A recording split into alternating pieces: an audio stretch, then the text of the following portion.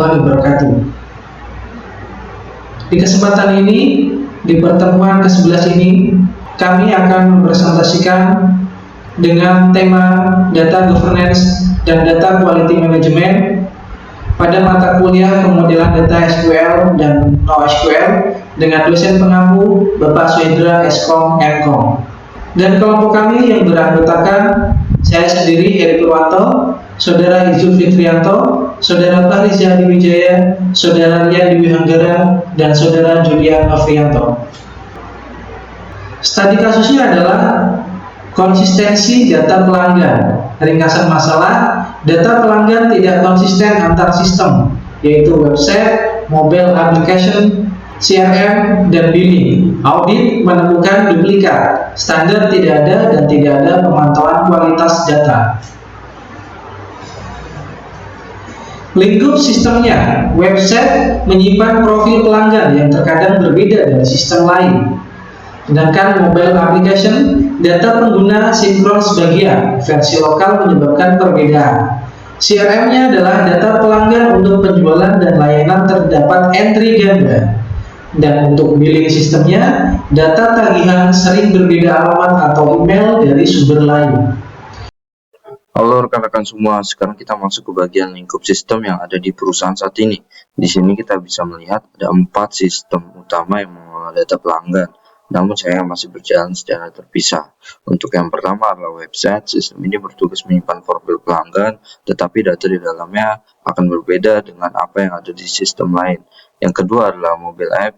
Di sini mobile, data penggunanya hanya akan sinkron sebagian, karena ada versi lokal ini seringkali memicu terjadi perbedaan informasi antar pelanggan. Yang ketiga adalah CRM.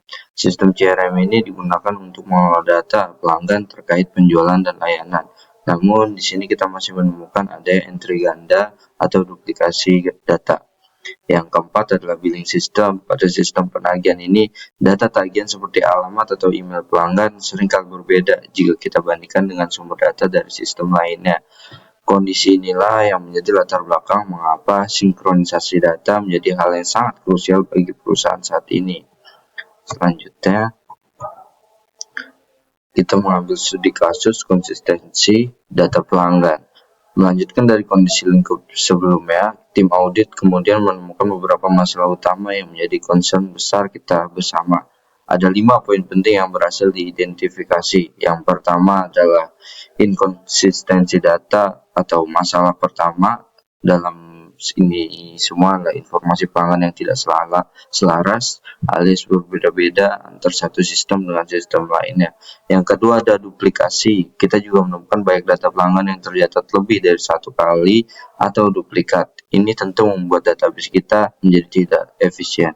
Yang ketiga adalah tanpa standar. Format data yang ada saat ini sangat beragam karena belum ada standar yang disepakati bersama, sehingga data sangat sulit untuk diseragamkan. Yang keempat adalah no monitoring. Sampai saat ini kita belum memiliki proses pemantauan atau memonitoring kualitas data yang dilakukan secara rutin. Yang kelima adalah risiko laporan. Nah, akumulasi dari masalah-masalah di atas menimbulkan risiko pada laporan bisnis kita. Laporan berpotensi menjadi kurang akurat karena sumber data utama saja tidak konsisten. Oleh karena itu, di slide selanjutnya, kelompok kami akan memaparkan rancangan solusi dari ini semua atau dari data governance dan master data management untuk mengatasi masalah ini. Sekian. Ya. Selanjutnya, pada slide kali ini kita akan membahas arsitektur solusi atau biasa disebut data governance, menjelaskan tata letak pada data atau menerapkan data governance di dalam sistem CRM. Yang pertama ini ada data owner. Kepala definisi CRM atau biasa disebut customer management. Ia bertanggung jawab dan mempunyai kebijakan untuk menganalisis dan menjaga data pelanggan. Yang kedua ada steward, tim data manajemen atau data analis yang memastikan dan mempunyai standar kelengkapan dan konsistensi untuk data pelanggan atau mempunyai kebijakan tersendiri ya. Yang terakhir, adapun kebijakan-kebijakan yang harus memenuhi syarat tersebut, seperti validasi data baru, pencatatan perubahan, pengecekan duplikat secara berkala atau data change. Semua itu adalah hak akses berbasis tugas. Fungsi pada arsitektur solusi atau data governance ini untuk melindungi, menganalisis, dan memastikan data pelanggan aman ya.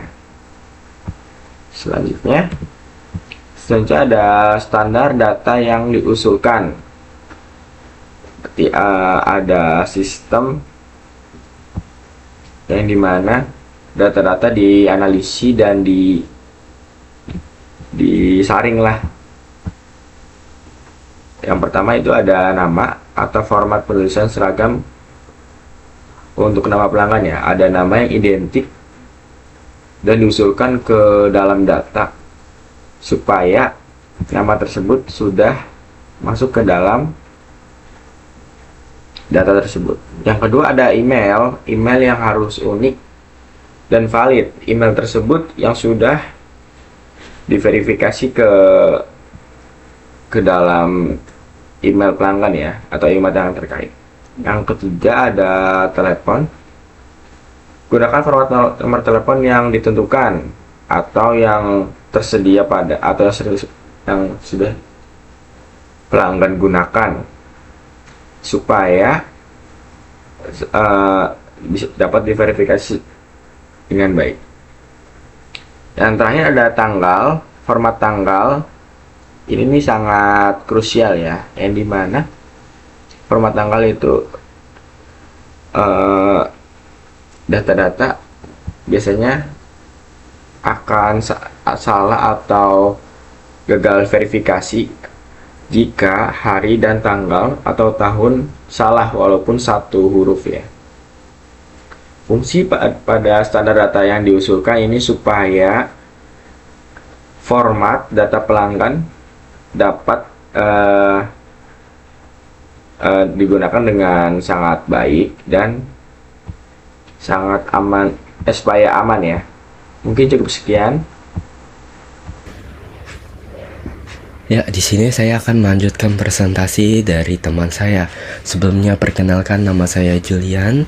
Di sini saya akan melanjutkan presentasi dari teman saya. Kita melihat di slide ini. Slide ini ada standar data yang diusulkan, yaitu ada nama, format penulisan seragam untuk nama pelanggan, dan juga ada email. Email harus unik dan valid. Dan juga ada telepon, gunakan nomor telepon yang ditentukan. Dan terakhir ada tanggal. Format tanggal yaitu tahun terlebih dahulu, lalu bulan, setelah itu hari. Nextnya, ya di sini ada solusi teknis dari MDM dan SSOT. Konsep Single Source of Truth atau SSOT, Master Customer Data sebagai database utama. Website mobile app, CRM, billing, mengakses dan memperbarui dari sumber yang sama. Setiap pelanggan memiliki customer ID unik untuk mencegah duplikasi. Terima kasih. Untuk presentasi selanjutnya akan dilanjutkan oleh teman saya. Terima kasih. Selanjutnya saya akan menjelaskan dari tabel Key Performance Indicator atau KPI yang digunakan untuk mengukur kualitas data pelanggan dalam suatu organisasi. Pertama ada akurasi. Akurasi menunjukkan tingkat ketepatan data dibandingkan dengan kondisi sebenarnya. Target yang ditetapkan adalah minimal 98%, artinya hampir seluruh data harus benar dan sesuai dengan fakta. Contohnya, ada nama, alamat, atau nomor telepon pelanggan harus sesuai dengan data asli yang dimiliki pelanggan. Yang kedua ada completeness dengan target lebih dari 95%. Completeness mengukur kelengkapan data pada atribut-atribut penting. Target minimal 95% berarti sebagian besar data pelanggan harus terisi lengkap. Jika banyak kolom seperti email, nomor telepon, atau alamat yang kosong, maka kualitas data akan menurun dan dapat menghambat proses bisnis. Yang ketiga ada konsistensi. Dengan target lebih dari 99%, konsistensi memastikan bahwa data yang sama memiliki nilai yang sama di seluruh sistem yang digunakan perusahaan. Target 99% menunjukkan bahwa perbedaan data antar sistem harus sangat minim. Sebagai contoh, nama pelanggan yang tersimpan di sistem CRM harus sama dengan yang ada di sistem dialing ataupun aplikasi mobile. Yang keempat, duplicate rate dengan target kurang dari 2%. Duplicate rate mengukur persentase data pelanggan yang tercatat lebih dari 1 kali. Target maksimal 2% menunjukkan bahwa jumlah data duplikat harus dijaga serendah mungkin. Data yang terduplikasi dapat menyebabkan kesalahan analisis, pemborosan penyimpanan, dan menurunkan efektivitas pelayanan dari pelanggan. Kesimpulan, keempat KPI ini saling melengkapi dalam menjaga kualitas data dengan memastikan data akurat, lengkap, konsisten, dan minim duplikasi. Perusahaan dapat memperoleh informasi yang lebih terpercaya untuk mendukung pengambilan keputusan bisnis yang tepat. Selanjutnya, saya akan menjelaskan dari slide ini di mana rangkuman permasalahan yang ditemukan, solusi yang diusulkan, serta hasil yang diharapkan setelah solusi diterapkan. Yang pertama ada masalah inti. Permasalahan utama yang ditemukan adalah data pelanggan yang tidak konsisten dan banyak mengandung duplikasi. Data yang sama dapat memiliki informasi berbeda di beberapa sistem, sehingga menimbulkan kebingungan dan mengurangi kepercayaan terhadap data.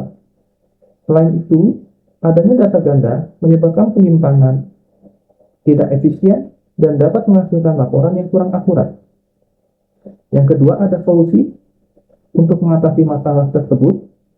Diterapkan data governance atau Master Data Management atau MDM dengan konsep Single Source of Truth atau SSOT.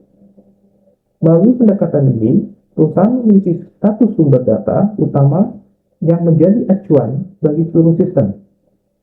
Selain itu, diperlukan standar data yang jelas agar proses input, penyimpanan, dan pengolahan data dilakukan dengan konsisten di seluruh organisasi. Ketiga, hasil yang diharapkan. Dengan penempatan solusi tersebut, diharapkan data menjadi lebih konsisten, jumlah data duplikat dapat ditekan, dan kualitas laporan meningkat. Data yang lebih akurat akan membantu perusahaan dalam melakukan analisis dan mendukung pengambilan keputusan yang lebih cepat serta tepat.